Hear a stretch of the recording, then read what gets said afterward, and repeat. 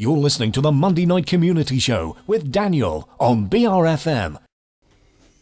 Here, watch where you're putting those hands. I couldn't help it. I stumbled. Anyway, I needed something substantial to grab hold of. Well, kindly grab hold of something else. I'm not a handrail, you know. This is ridiculous. We're too old to go traipsing around ships. It's not a ship. It's a barge, a Thames barge. Althazard more like. Oh, my head! See what I mean? Oh, it's all right, love. Nothing vital above the neck. What did he say? Deaf as well as daft. I heard that. Oh, cut it out, you two. You're behaving like kids. He started it. Oh, give me strength. Oh, you lecherous man. You go and stand over there. I told him not to have the oysters. You know what he's like with oysters. Jim, come and stand over here by me. But I like oysters. Oh, I see that you rather stole a march on the rest of us. Sorry about my tardiness, but I'd misplaced my glasses, which is most unlike me. Oh, and Shirley kept me talking. Oh, the cheek of it! And I see that you have made good use of your time to bag thee the best seats. And touch of the Germans and the beach towels, what? Never mind, we'll all be perfectly all right here at the pokey end, I expect. Anyway, we've all had a very nice lunch. I would have had some.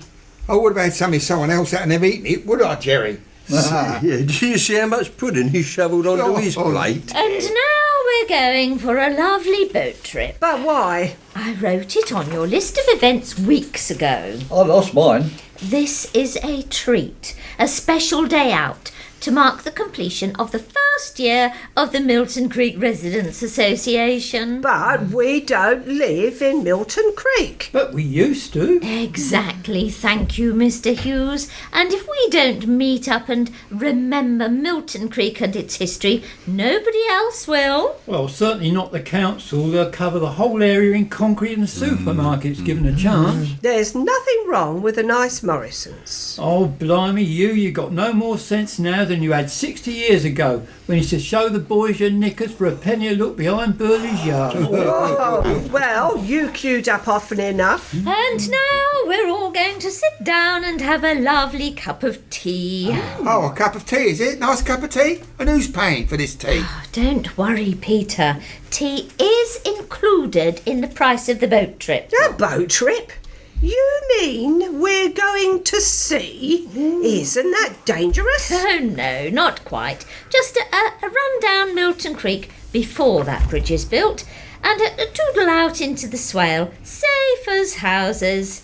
Jim has promised to point things of interest out on the way. I bet he has. It should be like a little holiday, but informative too. What is that you have in your hand? Is that Jim again? I warned you about those oysters. Instruments. Oh, good. Very good, very good. We're all nicely settled, so perhaps now you would like to explain to my group what you have in store for us. Well, as captain, I welcome you. It's no good, you'll have to speak up. We're not as young as we used to be. No. Well, as captain, I welcome you aboard the Webster. Now, as you can see, she's an old Thames barge which has been lovingly restored. When was she built? 1887. Blimey, that's even older than you, isn't it, Jerry? What did he say? I didn't catch the name of the boat. I don't really like boats. Is it safe? As houses, ma'am. Why, she's been plying the waters all around the Thames, Medway and the Swell for years. She's like an old horse. She'll find her own way back to the stables. Hang on. No, there's not much of a breeze. Good, we don't want all wishy-washy. Not with all the oysters that Jim's had. You'll be sick. Will you stop going on about those perishing oysters? What did he say the name of the boat was? There'll be barely of movement. You'll be all right in your bikinis. I hope you brought yours. Watch it. The only thing is, there might be a bit of a mist at times. Famous for it round here, it is. Strange things, these mists. They come and go at the drop of an hat. But when you're straining your eyes, all kinds of shapes seem to materialise. ghosts from the past appear to haunt you. Oh, that's it, I'm not going. You don't scare us, young man. Some of us were working these waters before you were born. Oh, sorry. Just mucking about. Perhaps you'd be kind enough to do whatever it is you are supposed to do in order to get this thing going. Time and tide, etc., etc. Trying to scare us, indeed. Man and boy, I've been on these waters. 70 years ago, you'd have found us paddling in the creek. Do you mean this creek full of mud? You know we used to go home plastered. We played in a place called the Three Lakes that was made from where they dug out the clay for the bricks. We used to play around those shores by the bricklayers' arms. We used to go there to swim, but mainly we'd paddle. Yeah, there was a lot of brick rubble from where the barges loaded. Our favourite was on an hot day, and the creek smelt like rotten eggs. The mud was kind of cracked and curved because the paper from the mill was drying out on the top, and you had to walk out as far as you could go without falling through. Many's the time I've been up to my knees in dirty, rotten, stinking paper pulp, and I've had more than one clip round the ear going home smelling of the pulp. Oh, we'd go out about 8 o'clock in the morning and we'd come home till 8 o'clock at night, us kids from round here. It was pretty safe in those days. But nowadays, well, you wouldn't let your kids out, would you? Oh, it makes me feel old. Yeah, we used to have gangs. I mean, say not violent gangs, but we had gangs of youngsters, and sometimes things got a bit dodgy. We used to have catapult fights across the creek. Do you remember after it was bombed by that doodlebug? Parts of the brickyards were completely destroyed, weren't they? And the brickmakers, well, they just walked away. And they left all those piles of bricks. Our favourite trick was to sort of scoop out a middle in the centre, you know, and we ended up with 4 walls of bricks. We put some corrugated iron sheet on the top, didn't we, and held it down with bricks. Oh, it made a lovely little den. But you know, I'm blowed if I can remember what we used to do inside it. Oh, I could tell you what you used to get up to. Well, we didn't go in for illegal smoking and drinking in those days. I think we just sat there and ate some sweets. Very innocent sort of a childhood, wasn't it? But it wasn't all playing in those days. We had to earn our keep too. In those pre-war days, there were a lot more horses about. And I used to go around the streets with a shovel and pail, collecting the horse dung for my granddad's garden. And for that, he gave me 2pence a week.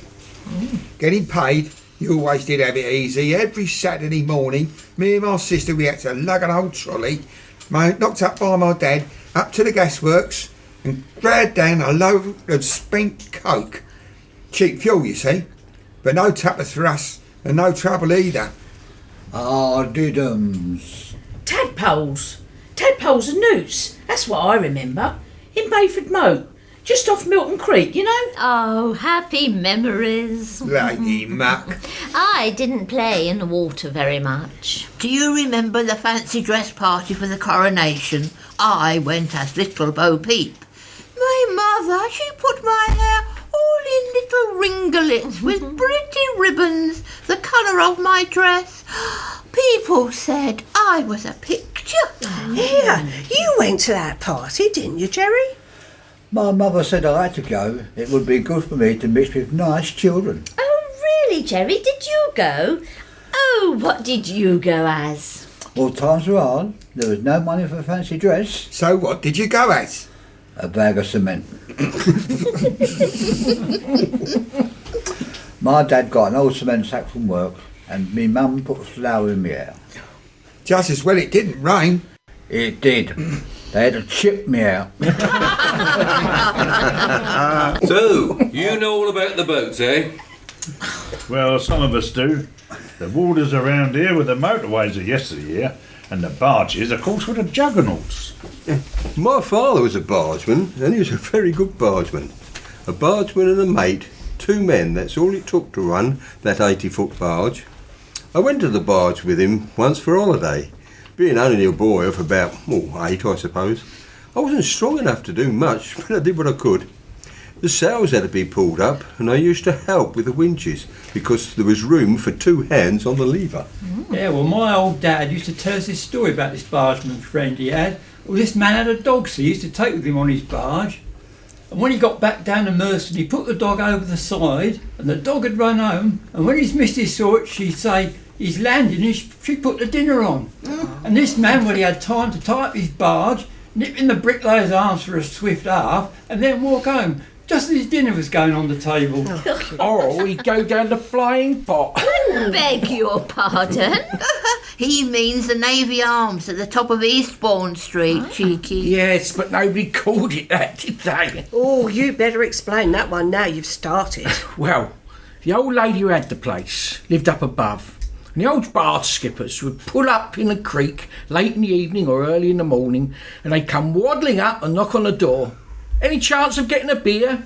She got a bit fed up with this, and on one occasion she stuck her head out of the window and said, "Go away," politely, like 2 or 3 times. But this particular captain was persistent and knocked again, and she said, "If you don't clear off, you're going to get it." And sure enough, just as he knocked again, the chamber pot, complete with contents, came flying out. After that, it was always referred to as a flying pot. Well, you did ask. You and your flipping stories. No, it's true as I'm standing here. You get seasick and a heavy Jew. You don't know nothing about the barges. 42s they was called on account of the fact they could carry 42,000 bricks at a time. About them barges, taking the bricks up to London as cheap and regular as they did, this place would have died. Do you know, when I was a boy, Sneed and Dean alone had made and transported enough bricks to build a wall 6 foot high that would go all the way around the world. Lord knows how many they've made by now. But it wasn't the barges that kept this place going. It was the internal combustion engine. Lorries could make the same journey quicker and cheaper. Infernal combustion engine, more like smelly, noisy things. Well, your precious barges were quick enough to fit them as soon as they could. Otherwise, they were at the mercy of the tide and the winds. A journey would take a lorry a couple of hours, might take a barge days, even a week. No wonder you don't see them anymore. Museum pieces. Have you seen any for years? I haven't seen any for years, just like you. Right, you're on. Barge versus lorry. OK, I'll bet you then. Yeah.